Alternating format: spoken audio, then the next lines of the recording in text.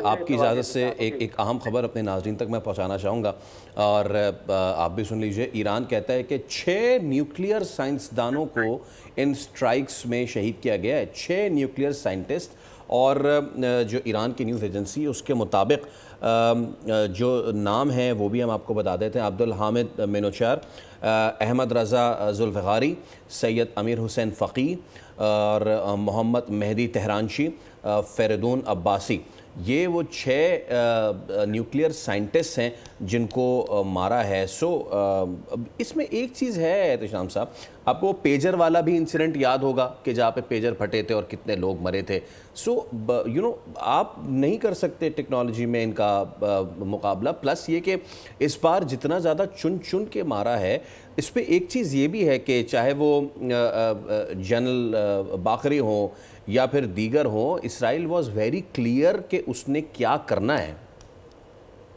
لیکن نا کئی حوالوں سے تو فیصل آپ دیکھیں کہ امریکہ ڈائریکٹ انوالو ہوتا ہے۔ 2 سال پہلے آپ نے دیکھا نا، وہ عراق میں ایرانی کمانڈر کو جو امریکہ نے ٹرمپ کے دور میں مارا گیا تھا 2016 کے بعد، تو وہ تو امریکہ ڈائریکٹلی ان کو مار رہا ہے، اور پھر انڈائریکٹلی آپ دیکھ لیں کہ سپورٹ تو اس کو ہے ہی اسرائیل کو امریکہ کی، وہ سب کچھ اپنے اہداف حاصل کرنے کے لیے they can go to any extent and they are going.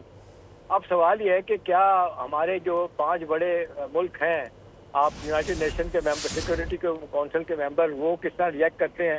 ابھی سلامتی کون کا اجلاس بلایا جا رہا ہے، نہیں بلایا جا رہا ہے، وہاں پہ کیا پوزیشننگ کس طرح سے کی جاتی ہے؟ ان دا مین ٹائم اسرائیل چاہے گا اپنے اہداف شارٹ ٹرم لانگ ٹرم پورے کرنے کے لیے وہ کسی حد تک جائے۔ اطلاعات آ رہی ہیں کہ 90% انریچمنٹ پروگرام انہوں نے کر لیا ہے، 10% رہ گیا، وہ کس وقت بھی پورا کر لیں گے۔ تو یہ کرنا ہی کرنا انہوں نے۔ اب یہ اتنا اسرائیل ایران کے پاس سپورٹ ہے کہ وہ کچھ کر سکتا ہے، I'm afraid وہ اتنا کچھ ڈنٹ نہیں ڈال سکتا۔ دیکھیں نا، ایک تو اچھا خاصا پتہ نہیں کتنے 1500 کلومیٹر کا فاصلہ ہے اسرائیل اور تہران کا، وہ کیسے کور کریں گے؟ پھر ان کے جو اسلحہ ہے، ڈرون اور میزائل، کس حد تک وہاں جا سکتے ہیں، یہ سوالیہ نشان ہے۔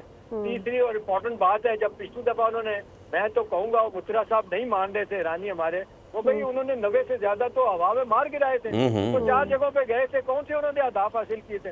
کوئی ایک بندہ نہیں مرا تھا اسرائیل کو، اس میں چھوٹی موٹی اس کی تباہی ہوئی تھی۔ سارے امریکہ، فرانس، جرمنی نے مل کے اس کو تباہ کیا تھا، ان کے ڈرونز کو۔ تو ایک لحاظ سے تو دنیا ان کے ساتھ فیصل کھڑی ہے، ہم اسٹیٹ آف ڈینائل میں بیٹھے ہوئے ہیں۔ ہمیں ایک اچھی سفارتکاری کا مظاہرہ کرنا چاہیے، ہمیں اقتصادی طور پہ اپنا یہ ٹول جو استعمال کرتے ہیں، چاہے تیل ہے، چاہے پیسہ ہے، چاہے انویسٹمنٹ کی بات ہے، مسلم ممالک کو کرنا چاہیے۔ کم از کم یہ سوچتے ہو کہ جی آج ایران فال کرتا ہے تو پھر نیکسٹ ان لائن کون سے ممالک ہوں گے؟ ڈیفینیٹلی یہ ملک ہوں گے۔ پاکستان تو جس کو کہتے ہیں، اس لحاظ سے پاکستانی قوم تو الحمدللہ وہ کشتیاں جلا بیٹھی ہے کہ بھئی ٹھیک ہے، اگر آپ ہماری سوورنٹی کو، انٹیگریٹی کو چیلنج کریں گے تو اسکائی از دی لمٹ، ہم جواب دیں گے، اور ہمیں جواب دیا بھی ہے۔ اس کو یوں بھی سمجھنے کی کوشش کرتے ہیں نا احتشام صاحب، اگر اسرائیل کی جانب سے اس طرح کا کوئی حملہ کرتا اور ایران جو ہے اس کے پاس اس کی انٹیل ہوتا، اور وہ سرپرائزنگ، ابھی ایسا بظاہر یہ لگ رہا ہے کہ وہ سرپرائز ہوا ہے اس پوری سچویشن کے اوپر، دے وانٹ اویئر کہ اس طرح کا کوئی اٹیک ہو سکتا ہے، ان کے نیوکلیئر سائنسدانوں پر کوئی اٹیک ہو سکتا ہے۔ اب اس کو ذرا پاکستان کی طرف لے آئیں، جس طرح کا پاکستان کا رسپانس تھا اس پر پھر دنیا بھی پاکستان کے ساتھ کھڑی تھی۔ اگر ایران کا رسپانس بھی ویسا ہی ہوتا اور ایران کو اتنا نقصان اسرائیل نہ پہنچا پاتا تو دنیا ایران کی طاقت کے ساتھ کھڑی ہوتی، یوں کیونکہ ان کو پتا ہوتا کہ ان کی کیپیسٹی کیا ہے اور یہ اسرائیل کے ساتھ کیا کر سکتا ہے۔ ایسے میں پھر آ جاتا ہے کہ دیگر ممالک ایران کے ساتھ کہاں کھڑے ہوئے ہیں، ان کی سپورٹ ایران کے ساتھ کہاں ہے۔ سو ہائپوتھیٹیکلی اسپیکنگ، اگر یہی سچویشن پورے خطے میں ہم والیٹیلٹی کو مد نظر رکھتے ہوئے یہ ممالک ایران کے ساتھ کھڑے ہوتے تو آج ان ممالک کے لیے، اپنے لیے بھی یہ کتنا اچھا ہوتا۔ دیکھیں سعدیہ، ہائپوتھیٹیکلی کیا، فیکچولی آپ دیکھتے ہیں یہ ہوا ہے۔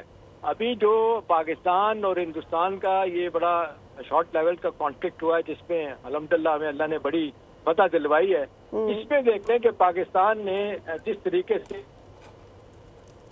میدان میں ہر اس پریزیڈنٹ ٹرمپ کے اسٹیٹمنٹ کو سراہا ہے جس سے ان کی حکومت اور ان کے ملک کو، جس کو کہتے ہیں سیاسی طور پہ فائدہ ہو، ہندوستان نے اس کی مخالفت کی۔ آج ہندوستان میں عالم یہ ہو گیا ہے کہ جھنجھلا اٹھیں۔ آپ نے دیکھا کل 2-3 جگہوں پہ ہندوستان میں امریکہ کا جھنڈا چلایا گیا ہے، اس پہ لوگوں نے تھوکا ہے، گالیاں دی ہیں، کیا کیا کیا ہے۔ یہ انڈائریکٹلی جو ہے نا، یہ جس کو کہتے ہیں، یا ڈائریکٹلی پرووک کر رہے ہیں سیدھا امریکہ کو، وہ جو اسٹریٹجک الائنس ہونے کے باوجود بھی हमारा ये था कि हमें, जिसको आपने देखा, हम स्ट्रेटेजिक अलायंस थे, हमें हटा दिया गया। फिर अफगान वार में हमें एक स्पेशल स्टेटस दिया गया, नेटो अलाई का दिया गया, वो भी आहिस्ता आहिस्ता डाइल्यूट हो गया। तो हमने वो बड़ी जगह कवर किया अपनी by having a proper diplomacy.